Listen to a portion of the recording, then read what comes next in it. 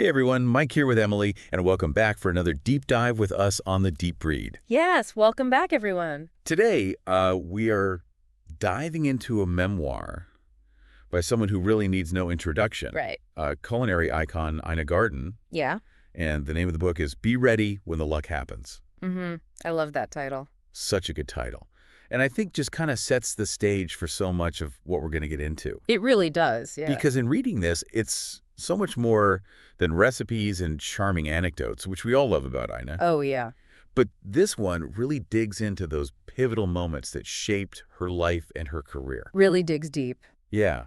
And I think what really struck me was how much her childhood seems to have laid the groundwork for her success. Oh, totally. In a way that you wouldn't expect. Yeah. Because it sounds kind of intense. It's fascinating, isn't it? We often think of those happy, sunny childhoods as being the breeding ground for someone's success. But in her case, it's almost like those contrasting family dynamics fueled a deep need for something else, like warmth and connection. Totally. And maybe even like a touch of control. Right. Absolutely. Because, she talks about her grandmother, Bessie. Oh, yeah. This embodiment of warmth and love. And then you have Diamond Lil, the other grandmother. Oh, my gosh, Diamond Lil. Who sounds like could freeze a room with a glance. I It's know. really extreme. Talk about extremes, right. And it's not just the grandmothers. Wow. You've got her dad, a successful doctor who seems to struggle with anger. And then her mom, who's incredibly strict, especially when it comes to the kitchen. Like, Anna wasn't even allowed to cook. Can you imagine? It's crazy. Not allowed in the kitchen. I know. It makes her later, obsession with cooking even more interesting. It really does. It's like she was subconsciously drawn to create the warmth and deliciousness that was missing in those early years, Almost like taking control of an experience that had been denied to her. Totally. And then you have Jeffrey entering the picture. Oh, Jeffrey. Right. Who, from the very first date, seems to embody the opposite of her family dynamic. 100%, yeah. I mean, that story about Ina showing up to a bar without a fake ID is just hilarious. Yeah. It reveals so much about their personalities, right? Yeah. Ina, a bit sheltered and naive. Jeffrey instantly stepping in to kind of protect and guide her. Totally. It sets the stage for their whole relationship. He becomes this constant source of encouragement, pushing her to take risks, discover her potential. Oh, yeah. Remember that line he says, if you could learn the business in a week, you'd be bored in 2 weeks.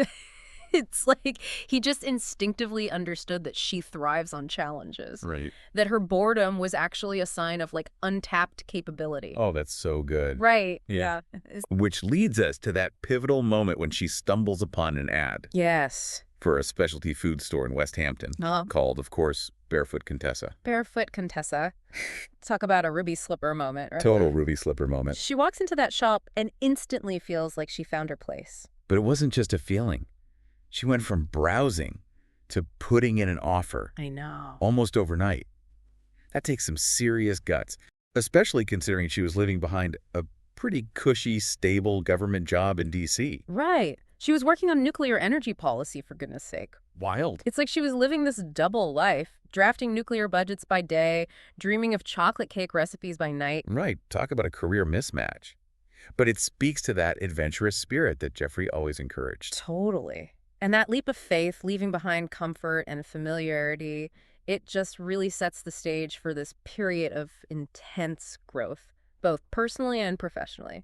Yeah. Her time at Barefoot Contessa, those early years of trial and error, are like a crash course in business, resilience, and the art of truly understanding your customer. You said it. From those chaotic Memorial Day weekends where they were constantly running out of stock. Having to restock everything. Everything, multiple times. Oh, my gosh. I know. To that wild story about catering a party for, the biggest drug dealer in West Hampton. Oh, yeah. It's clear she learned some valuable lessons about adaptability. Yeah. Reading the room, so to speak. Right. It's like each challenge, Yeah. each oh no, what now moment forced her to think on her feet. Totally. Develop those crucial skills that would later define her success. 100%.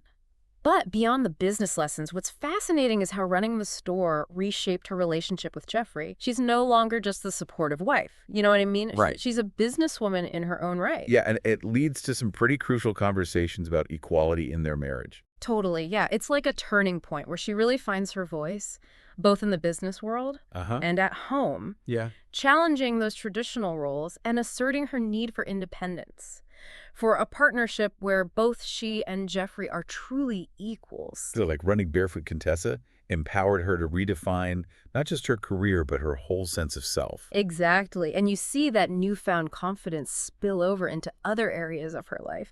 Like she starts taking French cooking classes, impulsively buys a house in East Hampton. Yeah. She even tries to get her pilot's license. Wait, she wanted to be a pilot too. Yeah, That's incredible. I know. It just shows her willingness to embrace new experiences, Yeah. to constantly push herself beyond what's comfortable. Right.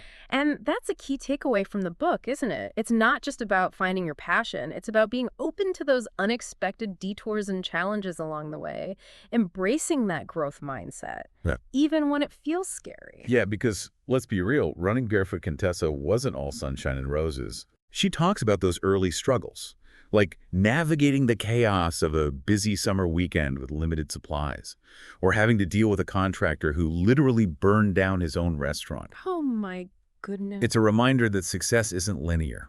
There are going to be bumps in the road, Yeah. and it's how you handle those setbacks that truly defines you. And Ina seems to have this incredible ability to turn those, like, oh no moments into valuable lessons. Right, like that time her young employee almost mixed ammonia and bleach while cleaning the frozen yogurt machine. Talk about a recipe for disaster. Right. It's a good thing Ina has such a keen sense of smell. Seriously. But those anecdotes, those little glimpses into the day-to-day realities of running a business, Mm-hmm. they're what make the book so relatable and entertaining. Totally. And they highlight another crucial theme. Yeah.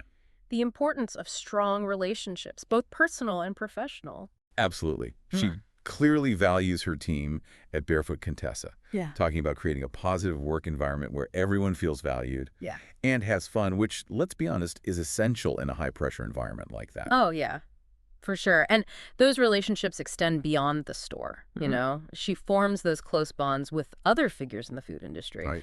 like Eli Zabar, known for his upscale gourmet markets in New York City, Mm-hmm. and Anna Pump, the founder of Loaves and Fishes, another incredibly successful specialty food store. Right. I think their friendship is particularly interesting Mm. because they started as potential business partners, but ended up as friendly competitors, Right. which I think speaks to Ina's generosity of spirit, Mm-hmm. her ability to admire someone else's success without letting it diminish her own. Totally. It's refreshing to see that level of support, especially in a field that can be so competitive. And it reinforces the idea that success isn't a finite pie. There's room for everyone to thrive. Now, amidst all the chaos and triumphs of running Barefoot Contessa, there's another layer to the story, Yes. Anna's personal evolution. Right. She goes through this period of intense self-reflection, partly spurred by her weekly therapy sessions with Cecily Stranahan. Cecily sounds like an amazing therapist. She helped Ina confront those deep-seated insecurities stemming from her childhood, those critical voices that were holding her back. Yeah. It's a powerful reminder that we often carry those early experiences with us, even into adulthood.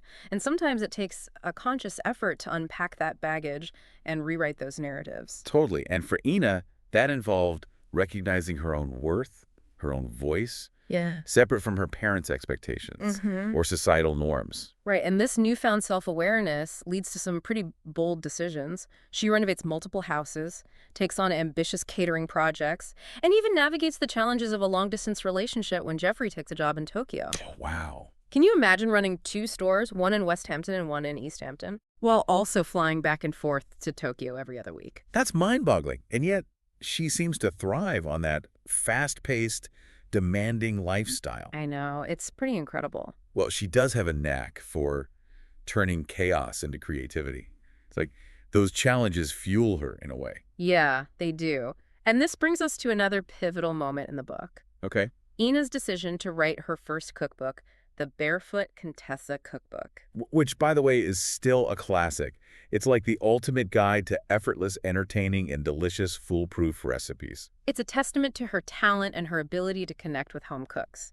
And what's interesting is that she initially approached the project with a sense of doubt, and thinking no one would be interested in her recipes. Wow, really? Yeah. But as we know, she was wrong. So wrong. The book was a huge success, launching her career as a cookbook author and eventually leading to her own television show. It's amazing how one seemingly small decision can have such a ripple effect, right? And it speaks to the power of following your instincts, of taking that leap of faith even when you're unsure of the outcome. It's like that famous quote by George Lucas, which Inanna mentions in the book. We're all living in cages with the door wide open. Oh, I love that quote.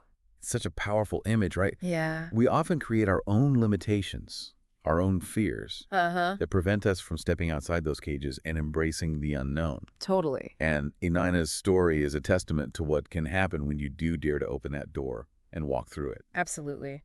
From navigating those early challenges at Barefoot Contessa, to facing her fears and insecurities in therapy, to ultimately achieving success in multiple fields, she shows us the importance of being open to new experiences, of embracing those moments of serendipity and turning them into opportunities for growth. And speaking of serendipity, her foray into television is another fascinating chapter in the book. Remember, she swore she'd never do another TV show after the disastrous experience filming in her own home. Oh, yeah. And yet here she is, the host of one of the most beloved cooking shows of all time. It's funny how life often has a way of surprising us, right? Absolutely. Of presenting us with these paths we never thought we'd take. So what changed her mind? I'm dying to know how she went from never again to, okay, let's do this. Well, it seems she was inspired by Nigella Lawson, the host of the British cooking show Nigella Bites. Nigella's show was such a departure from, like, the traditional, more formal cooking shows that were popular at the time. You know what I mean? Right. It was more about the joy of cooking, about connecting with viewers on a personal level, and that really resonated with Ina. That makes sense. Nigella has this effortless cool in the kitchen, and her food always looks incredible. Exactly. And that's what appealed to Ina. She saw the potential for a show that was less about rigid instructions and more about capturing the heart of cooking and entertaining. And that's the essence of Barefoot Contessa, isn't it? It's not just about the recipes. It's about creating an atmosphere of warmth, of shared moments, of effortless entertaining. And you see that vision come to life in her show. From those early episodes filmed in her own home where she's cooking for Jeffrey and inviting friends over for dinner, to those more recent specials filmed in her gorgeous barn, she creates a world that feels both aspirational and attainable. Yeah, it's like she's inviting us into her life, sharing her passion for food and her love of entertaining. And that authenticity is a big part of her appeal, wouldn't you say? Definitely. She comes across as genuine, relatable, someone you'd actually want to have dinner with, Right. you know? And that warmth extends beyond the screen. She talks about her close relationship with her crew, her producers, and the people who work behind the scenes to make the show a success. It's like they've become a family, which is heartwarming to hear, that sense of community, of shared purpose. It shines through in everything she does, from her cookbooks to her TV show to her social media presence. Yeah, it's a reminder that success isn't just about individual achievement. It's about the connections and relationships that enrich our lives and make the journey more meaningful. Speaking of meaningful journeys, one of the most touching aspects of the book is Ani's exploration of her decision not to have children. It's a deeply personal topic, Yeah. and she handles it with such honesty and vulnerability. She talks about the impact of her own difficult childhood, her initial resistance to the idea of parenthood, and her eventual acceptance of that choice. It's a brave thing to share, especially in a society that often places so much emphasis on motherhood. It reminds us that there are many different paths to fulfillment, many ways to create a meaningful life. Absolutely. And for Ina, that fulfillment came from building a successful business, nurturing close relationships, and sharing her passion for food with the world. And she's done it all on her own terms, which is truly inspiring. It's a testament to her resilience, her adaptability, and her ability to turn challenges into opportunities for growth. Now, the book doesn't shy away from the more challenging aspects of Ina's journey. She talks about the ups and downs of her marriage, the stresses of running a business, and even those moments of self-doubt and insecurity. It's refreshing to see that level of honesty, that acknowledgement that even someone as seemingly successful as Ina Garten faces those same human struggles. It makes her story all the more relatable and inspiring. It's like she's saying, hey, it's okay to not have it all figured out. It's okay to make mistakes, to stumble along the way. What matters is that you keep learning, keep growing, and keep pursuing those things that bring you joy. And that's something that really shines through in the later chapters of the book. Even when she's achieved a level of success most people only dream of, she's still pushing herself, still exploring new avenues. Like that whole saga with the frozen food line. Oh, yeah. It's incredible how she went head to head with a major corporation to protect her name and her brand. I know it shows her tenacity, her unwillingness to compromise on her values. Remember, she was willing to risk a potentially costly lawsuit to reclaim her intellectual property. And she won. It's a classic David and Goliath story that proved you don't have to be a corporate giant to stand up for what's right. And then there's her decision to create Be My Guest, her interview show, where she chats with fascinating people from all walks of life. It feels like such a natural extension of her personality, her genuine curiosity about others. It's like she's created her own version of those insightful dinner party conversations she describes throughout the book, those moments where you connect with someone on a deeper level, sharing stories and perspectives that broaden your horizons. And the fact that she was chosen to be featured on 60 Minutes, one of the most respected news programs in the world, speaks volumes about her impact and influence. It's a testament to her journey, her evolution from a self-proclaimed shopkeeper to a cultural icon. And through it all, she's remained grounded, relatable, and true to herself. We've covered so much ground here. But I'm curious, what was your biggest takeaway from Be Ready When the Luck Happens? What really resonated with you? For me, it's the reminder that luck isn't just some random stroke of fate. It's about being prepared, about putting yourself out there, and about being open to those unexpected opportunities that life throws your way. As Ina says in the book, you have to be ready when the luck happens. I love that. And it's not just about those big life-altering moments, right? It's about being present in the everyday, about savoring those small joys and connections that make life so rich. Whether it's whipping up a delicious meal for loved ones, creating a cozy atmosphere in your home, or simply taking the time to appreciate the beauty around you, it's those little things that truly matter. Absolutely. And that brings us to our final thought for you, dear listener. What is that one crazy risk you've been considering taking, that one thing that's been tugging at your heartstrings? What's holding you back from stepping outside that cage and saying, yes, let's do this? We encourage you to ponder that question, to explore those possibilities, and perhaps, like Ainina, discover that the greatest rewards often lie beyond our comfort zones. That's our deep dive into Be Ready When the Luck Happens by Ina Garten. If you haven't already, we highly recommend picking up a copy and experiencing her incredible journey for yourself. And if you enjoyed this episode, don't forget to subscribe to The Deep Read and share it with your friends. We'll be back soon with another deep dive into a fascinating book. Until then, happy reading.